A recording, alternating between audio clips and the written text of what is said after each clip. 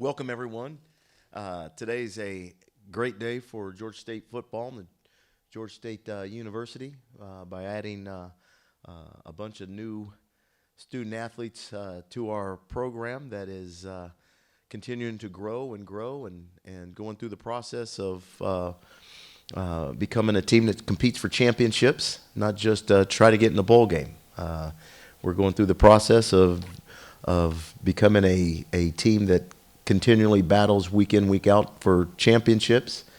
And with the young men that we've added to the program, with the young men that we've already have in the program, we're going to continue to show people that it's not luck, it's not a fluke, it's a process.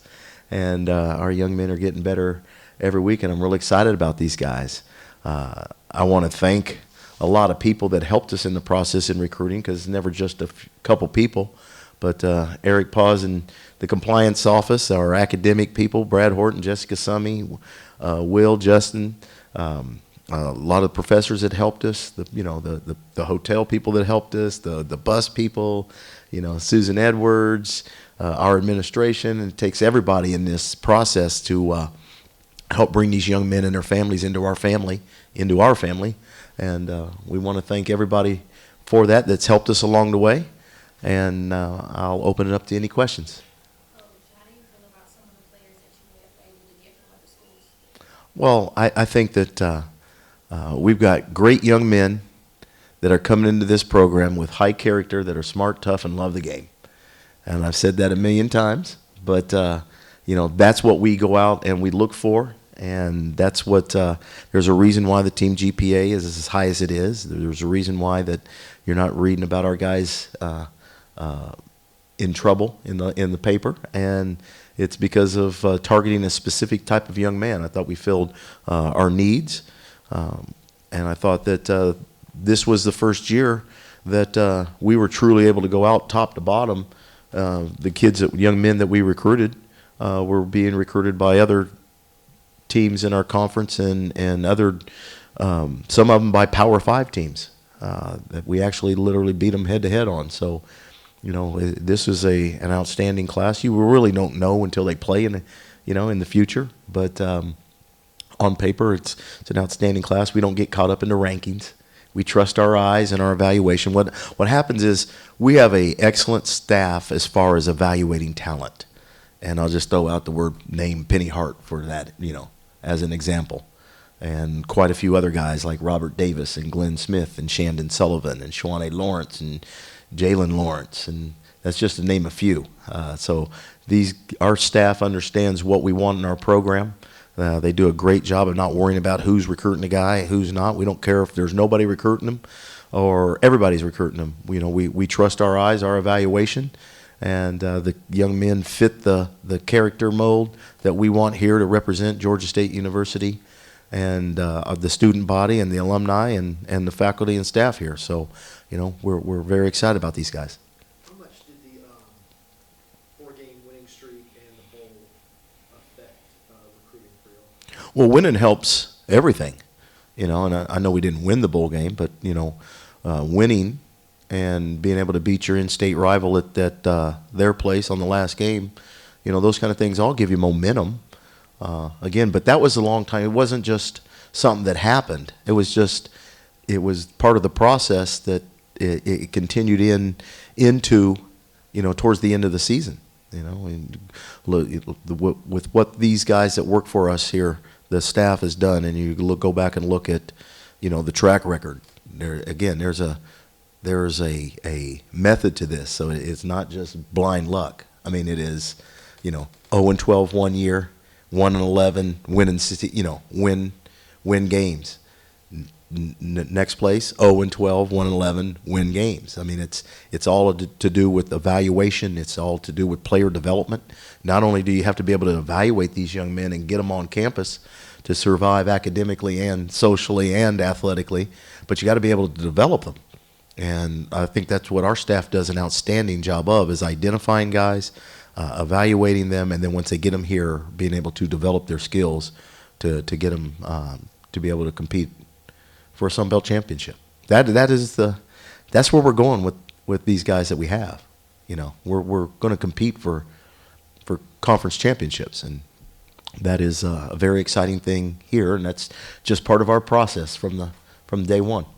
Kind of a similar question, but with the news about Turner Field coming out at the end of December, which was still 5 weeks from signing day, did that help, or was that a factor at all in recruiting, particularly in the final? Well, I thought it helped tremendously because, it shows the vision of our president. I mean, Dr. Becker is very aggressive. He's got great vision, and to put us in a position to acquire Turner Field and make that a permanent home for Georgia State University, not just Georgia State football, that did nothing but help us, and that just rode on the momentum that we had already had going. So that was always a key factor in it. Earlier you said that you filled your needs with the signing day class. Can you describe what those needs were and what you accomplished? Well, I mean, obviously we wanted to bring in great people, but you always want to be able to bring in speed, which I felt that we did, and we wanted to bring in some offensive linemen that could really help us, and I believe that we did that. And we brought in a transfer quarterback to add into the mix with Aaron and Emir, and just more speed. Speed kills. How did you feel about your out-of-state recruiting? I thought it went real well. Well, the majority of our young men are from Georgia, so we'll always be Georgia-based team. When you look down the roster where they came from, I count real quick: 1, 2, 3, 4, 5, 6, 7, 8, 9, 10, 11, 12, 13, 14, 15, 16, 17 out of 25 for the state of Georgia. So, the young men that we brought in from out of state we're very excited about. We were able to go into Minnesota. We were able to go to Louisville, Kentucky. We were able to go to Charlotte a couple times. We were able to go to Cincinnati, Ohio. We were able to go out, and we were able to go into Alabama and go head to head with teams that are considered established G5 programs and some Power 5 programs and win head to head. So I think our out-of-state recruiting went extremely well because you better be really good to come from out of state when you got so many good ones here in the state. And I thought our in-state recruiting went extremely well. Along with what Doug said about offensive linemen, was there any other area depth-wise that you were looking to fill? Wide receiver, just from sheer numbers. And we're still in the process of building everything now. I mean, we'll our numbers on the offensive line, we'll want to even go up more next year. So you can't fill them all. When you make that leap from FCS to FBS, there's still a few years it takes to turn that. What'd you say? It's like turning an aircraft carrier. Right. Well, that carrier's turned pretty good now. The player from Minnesota, how did that come about? Coach Etheridge. Coach Etheridge just doing his research and scouring, turning over. Our staff does an excellent job of turning over stones everywhere to find players. And when Stone got turned over for him because y'all never signed anyone from Minnesota before. it's just looking at offensive linemen with the type of length that we were looking for, and he fell into that. Just an online search? No, just through calling and looking at film and studying guys, and it's just recruiting. He recruited. And the defensive line, you got projected 2 senior starters, a redshirt junior starter, so I assume that you wanted to add some depth into that to start to balance that out. You got 2 fairly large bodies Yes. today. Just talk about the size, the goal of that size, what you're looking for. Well, that gives us a chance to have a body at nose guard and or 3 technique. Excuse me. And, with Jalen Lawrence going to be a senior next year, you had to add some depth into that. We've got Julian Lawrence back, who will be only a junior next year, and now you've got some freshmen in there. So, it really adds into what we're trying to do, up front and from the depth standpoint. Last year, adding, the UAB players who a lot of people assumed some of them were going to start immediately from kind of that class. What are some of the guys from this class that have a chance to compete for some playing time? Well, they'll all have a chance to compete for it. Who do you think is likely? I won't know that until I get them out there on the field. I mean, it's too hard to jump out there and say, well, this guy's going to be, and, You don't know until you actually get them out there and they make that adjustment to college. I mean, young men that are coming out of high school have to make an adjustment. They have to make an adjustment academically. They have to make an adjustment socially, and they have to make an adjustment to the speed of the game. So, we'll see. I'll ask it another way. Who has the chance to be Penny Hart, based upon what you've seen from the recruiting and the film and everything that you've watched on the guys? Hopefully every receiver we signed. Question about balance, Coach. This is a full cycle now. For you talked about when you coming in the first, getting the classes balanced, and how difficult that task was. Where would you rate it now as far as balance goes? We're as close to being right on it as we've ever been, and that's why you see very few transfers on here. I mean, this is almost all high school, because last year we had to go heavy transfers because we only had like 6 sophomores that were going to be juniors in the existing class, so we had to add in it to balance it out. So we're getting closer than we've ever been. We'll be closer to the 85 than we've ever been, and we'll be better than we've ever been. It's a very exciting day. I mean, we got better as a program today, and this program's going straight up. You're getting a chance to see Georgia State University explode before your eyes. Look at what we're doing with the, enrollment, jumping up to 52,000 or 53, whatever it is. I know it's over 50. The acquisition of Turner Field, football getting to the chance where they go to a bowl game, and now, putting themselves in a position to compete for a conference championship every year. And what we're doing with other sports, the stability in the administration, having continuity with my staff, our staff. I mean, it's seeing kids walking through this building now holding their heads up and their chests out and working harder than they ever have. Georgia State University has got a lot of great things going for it. And the number one thing with Georgia State University is the people that are here. You got guys like Wojo working their tails off behind the scenes that nobody gets any recognition for. We have great people at Georgia State, and then you bring in student athletes like this, and their families into the fold. It just makes us better as a university. Coach, do you feel like this is the best start to a season you'll have with you guys finally being able to have an off-season workout program, and also with the addition of the size that you brought in for this recruiting class? I believe it's got a chance to be. Obviously we were pretty low at one point, so I mean we're at a different level now, and you can see it with the type of student athlete that's walking in the building. We're longer, we're taller, we're faster, we're bigger, we're stronger. We have more people in place to assist us. And we've better facilities, and our facilities are continuing to grow. When we start moving into Turner Field, and with the weight room that we have now, which we never had for an off-season conditioning program, and where we're going with our strength and conditioning program, our nutrition, everything. I mean, you're seeing it develop right in front of your eyes. It's been a process, and we're headed in the right direction, and we will compete for championships because of all the help and all the work that everybody's doing, behind the scenes and on the field and in the weight room, and the coaches and the, support staff, our administration, everybody. Is there anything that, when you think back to your first signing day class, when you only had a few weeks to try to put it together, when you think about that compared to now, what kind of strikes you? Well, I think that when you look back at that class, it was actually pretty good.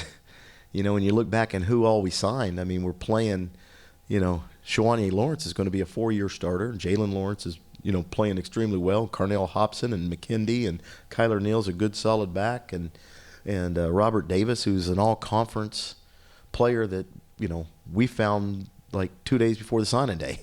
So, I mean, that was a pretty good class. I mean, we've had good success in recruiting here. Was it easier? Nothing's ever easier. No, it's never easier. It actually gets harder because now all of a sudden you'll have teams that will take our commitment list and they start losing guys and go right down our list and start trying to pluck our guys, from Power 5 schools, and to be able to hold on to them.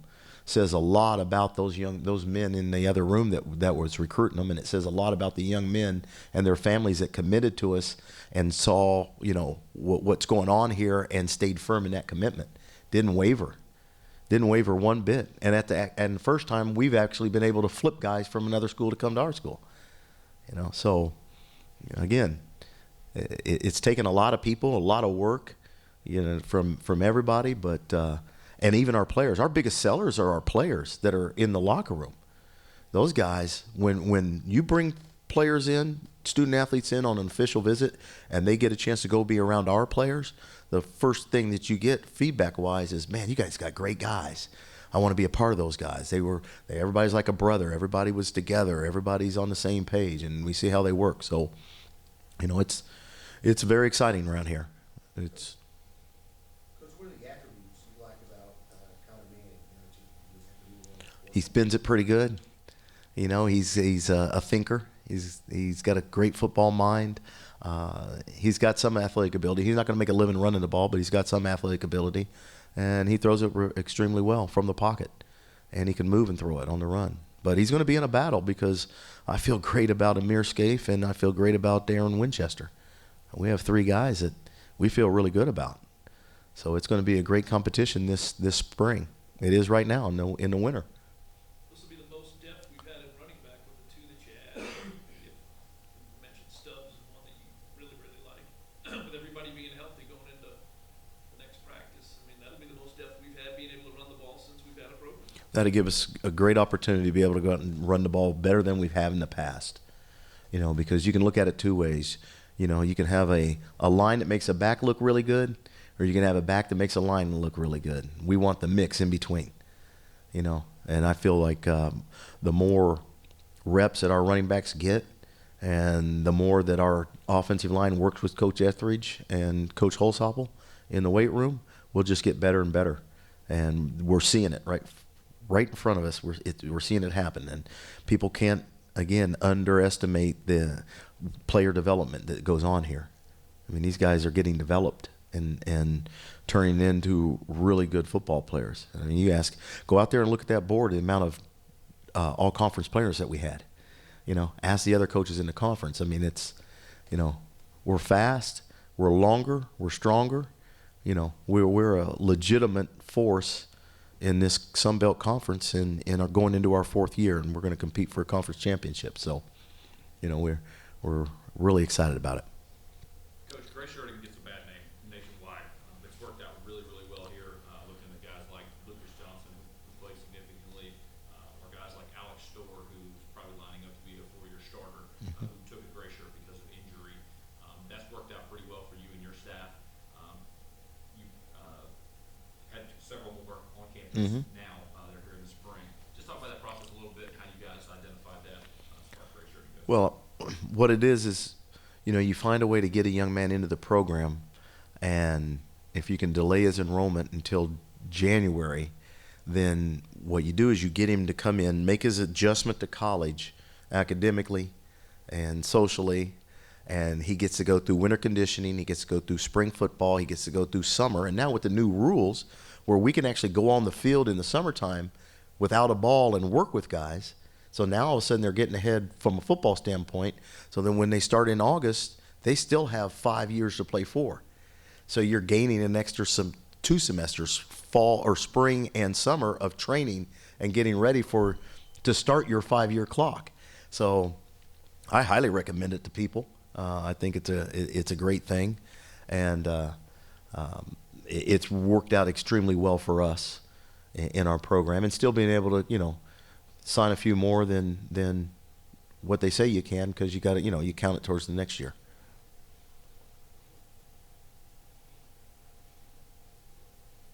I think you're seeing those more and more out there, and now they got all these other words. You know, I've heard of blue shirt and green shirt and gray shirt and red shirt, and you know, everybody's got a shirt on. Two guys enroll in the high school ranks for the first time ever in program history.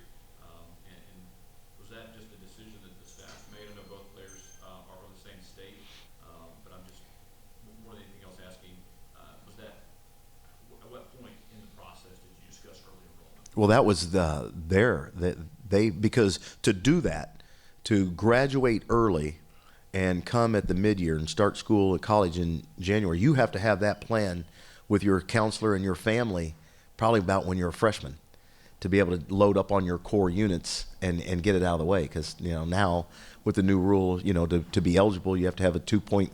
If you don't have a 2.3 or better, if you do not have a 2.3 or better, you have to automatically academic redshirt. And so there was a plan in place for these young men, probably before we started recruiting them. And then when they mentioned it to us, we jumped all over it because we thought it would be a great thing for us, because you get them here and, now they're going through spring football.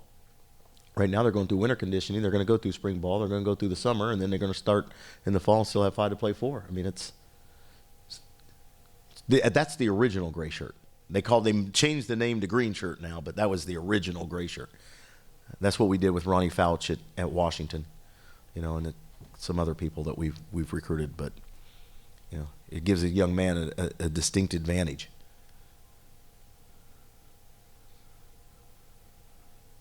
Anything else? Did I tell you I was very excited about this class? And that they have great character. They're smart, tough, and they love the game. I was worried about that. I figured. One of them would be that. They're just going to destroy the whole side. No. Anything else? We good? Thank you. How's your family? My family is doing outstanding.